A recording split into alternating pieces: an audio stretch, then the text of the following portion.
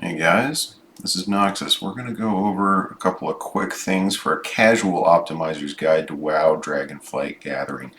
This is the idea where you want to get a bunch of stuff, but you don't really want to spend a huge amount of effort going through detailed guides or finding all the stuff or spending a lot of time in-game. You just want the maximum bang for your buck as far as getting stuff for your guild or for your own crafting or whatever. So, without further ado, I'm going to get out of the way and we're going to just go through a quick presentation. That way you guys can save information as you want. And hopefully we'll keep it short so that, it doesn't turn into a 30-minute video. Alright, good luck us. So, initial leveling is the important part where you don't have a profession. You're going to pick one up. You're going to grab herbalism, mining, skinning, whatever you want. Any two of the three work well together. Herbalism and mining are probably the two easiest to pair together if you just want to gather and get some passive income for yourself or your guild. So learning either profession is 100 gold from one of the trainers there, either in the Waking Shores when you first enter Dragonflight zones, or you can get it from Valdrakken. And if you got guildies, this is already season 3 at this point, so there's a bunch of people around with too much metal, so get some tools made without using your own, and then go mine herb, skin, whatever. Basic nodes and creatures, that's just your Ceravite nodes, your Hook and Bloom, that kind of stuff. It's going to get you points all the way to 25, no problem. And that's where we'll pick up our first specialization. But from there, you'll have to get the harder to get resources like Draconium, Wraithbark, stuff like that. And elemental nodes will get you all the way to maximum. So when you're starting to look at hardened Ceravite nodes or hardened Draconium nodes, those can get you points all the way up. So eventually we want to get to 100, but really the important breakpoints are 25 and 50, and we'll see why in a second here. Skinning's a little different in that you can just kind of skin whatever beasts you come across and kill, and you pick up skins from them, and you'll just sort of passively level as you go. You get points a little further on the basic mobs, but then eventually you do have to kill elites or tougher mobs for the final push up to 100. But we're not going to focus on that nearly as much, since herbalism and mining are so similar and can get you a lot of the materials that you need for a vast majority of the crafting professions, with the exception of leatherworking, which really does need skinning. Okay, so for all gathering professions, you're going to grab that first specialization at 25, like we said before, and you pick the other ones up at 50 and 75 as you go. You're going to get profession knowledge in a lot of different ways. When you first do something new, like you mine a Ceravite node for the first time, or you mine a rich Ceravite node, those are two technically different things, and so you'll get a single point of knowledge for each one the first time you do it, and then after that, you have to find new stuff. You get dragon shards from killing stuff or doing a one-time quest line. You'll get 4 of them for that. We'll go over that in a second.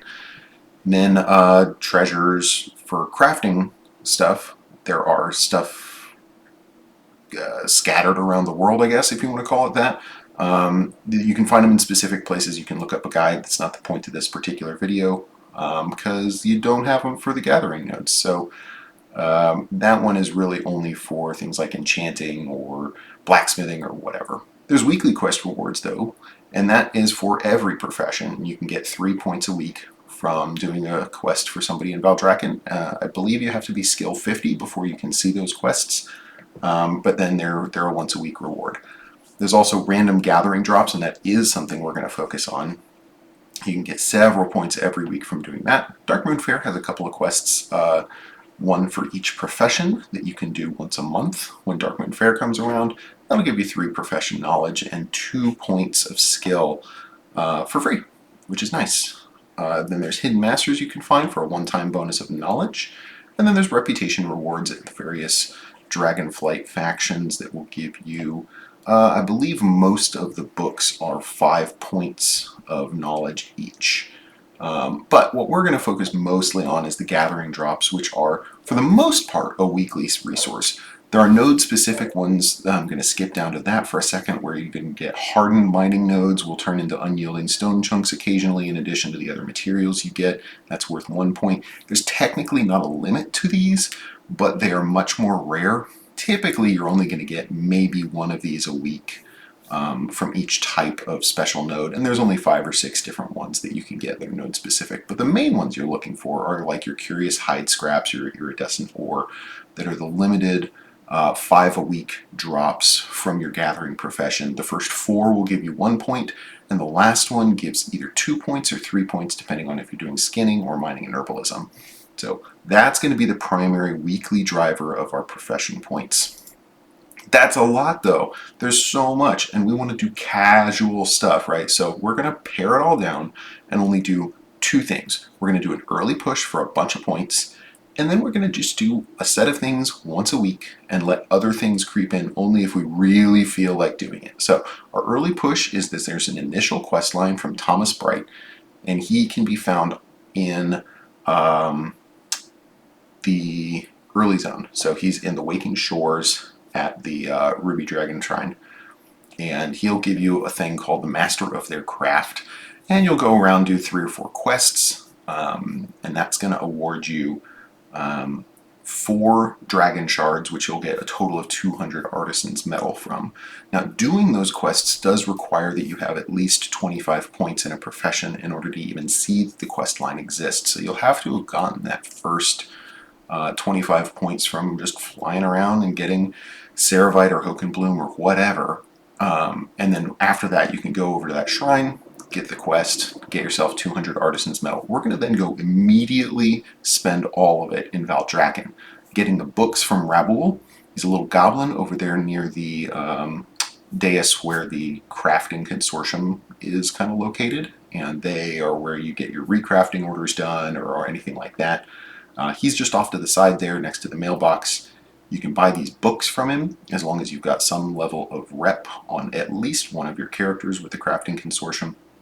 He's got 3 levels of books that give a number of knowledge points per book. And what's nice about that is those knowledge points then refund you a large portion of the metal that you spend on it. So if you go in there with 400 metal, even though the first book is going to cost you 100 and then 150 and then 250, you'll actually end up being able to buy all 3 of those just because of how much you get back.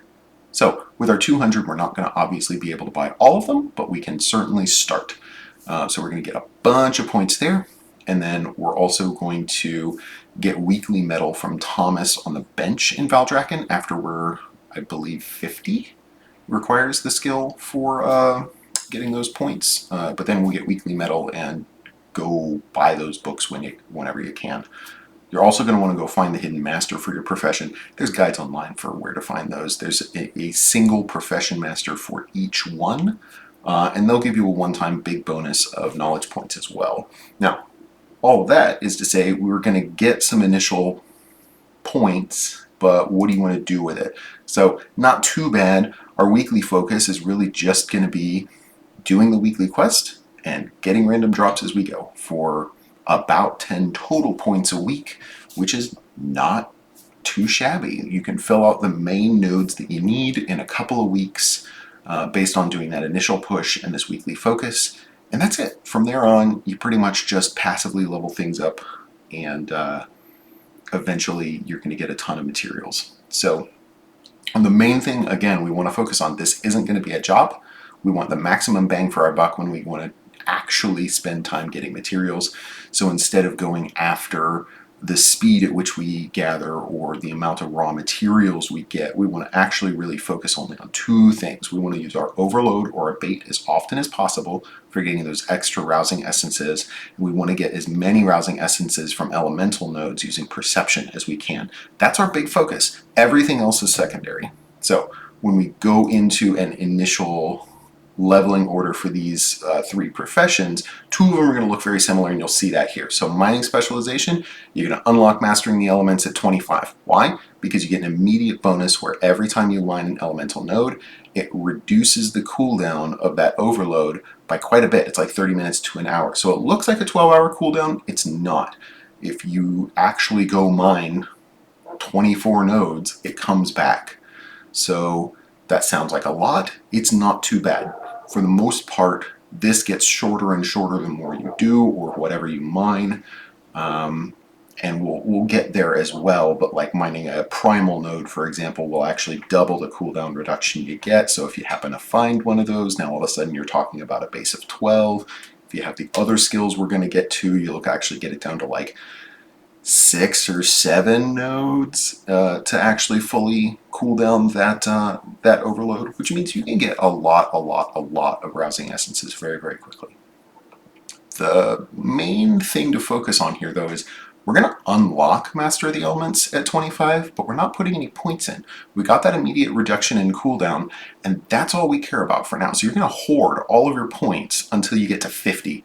Once you get to 50, you're going to unlock Mining Process, and you're going to dump 35 points into that main node so that you can immediately start mining while you're still mounted.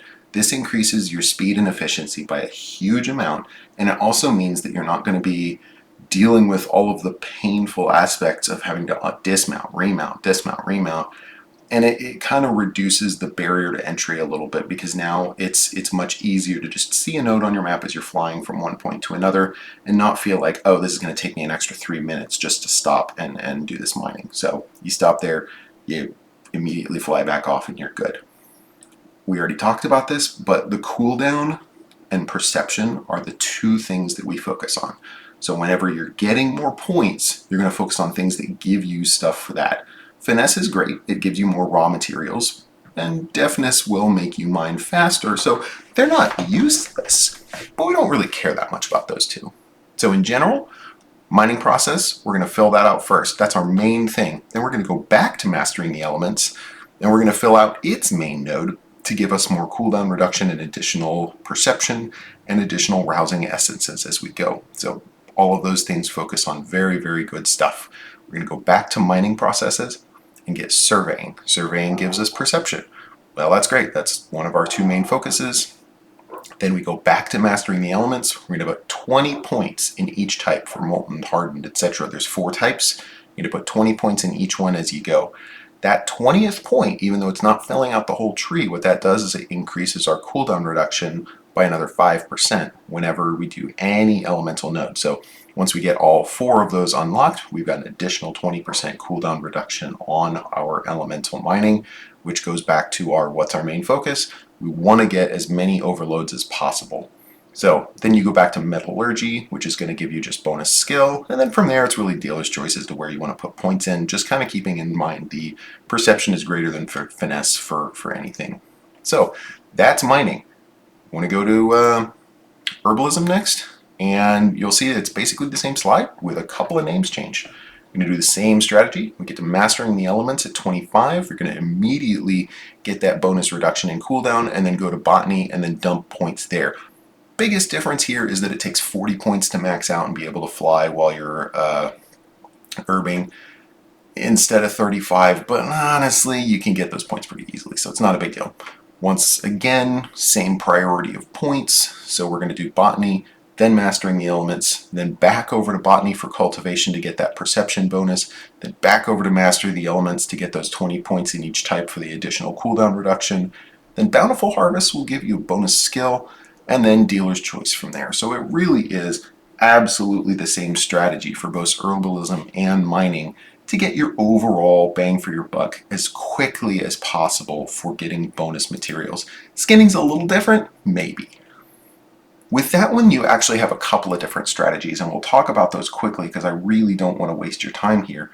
When you unlock Harvesting at 25, that's going to get you a specialization at 10 points in, and you can pick up Meat Carver. Now, this is for the main strategy, number 1 and 2 on the right side that you can see if you want to cheat and look ahead, where you're looking at doing those elemental infusions on baits as often as possible, similar to your overload strategy where you want to get rousing essences. Now, what this kind of prioritization does is it's going to give you a bunch of rousing essences, but less so on the blue materials for the lustrous hide and so forth.